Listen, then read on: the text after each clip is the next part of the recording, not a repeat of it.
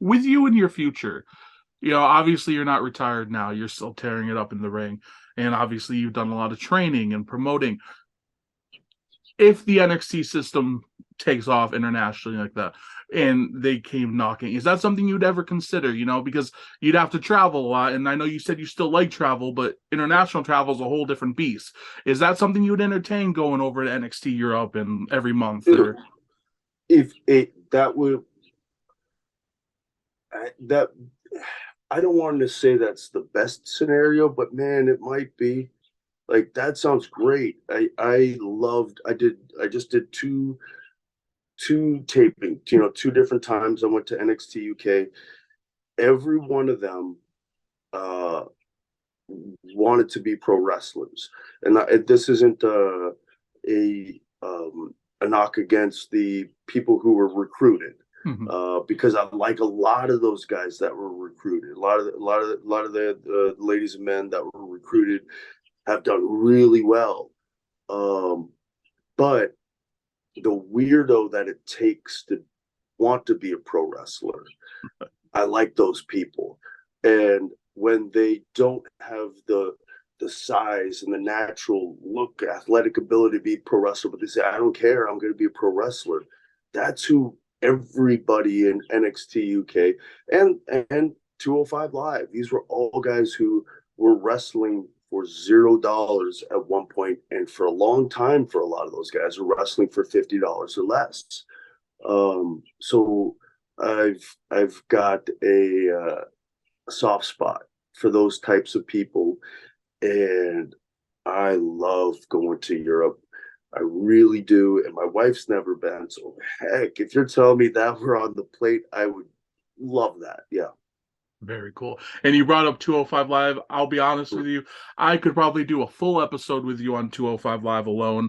I was one of the people who loved the show, and I thought it had so much potential. And I thought, 2018, 2019, in my opinion, it was arguably the best show going. I thought it was just really, really good.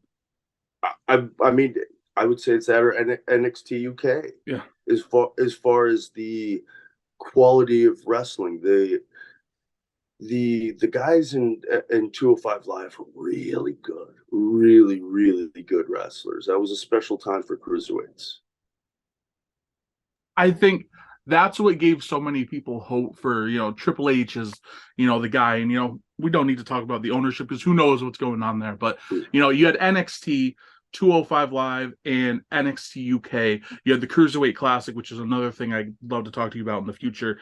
You had the Mae Young Classics. Like, for a lot of people, myself included, that's like as good as wrestling can be right now. Like what those were and what that idea was, like that, to me, that's great pro wrestling. So, that just gives me so much hope for what the future could be. Yeah, I mean, hopefully, hopefully Hunter's got a lot of say in the future. I hope so, because there was a certain point I gave a critique to him about one of the matches on a show. I said, yeah, this was good, but you guys were all raving about this, and I thought this match was far better, and here's the reasons why. And then he says to me that, well, you and I could watch Lou Thez and Buddy Rogers and appreciate it, but these fans won't. Not everybody will. So, basically to say that he would even put out wrestling that he might not even necessarily enjoy, but knows that there's a market for it. He I don't know if he likes cruiserweight wrestling. I think he does. I mean, I think he appreciates it, but he might not like it, but knows that there's a market for it. And so let's give wrestling fans everything we can give them. That's a really cool thing.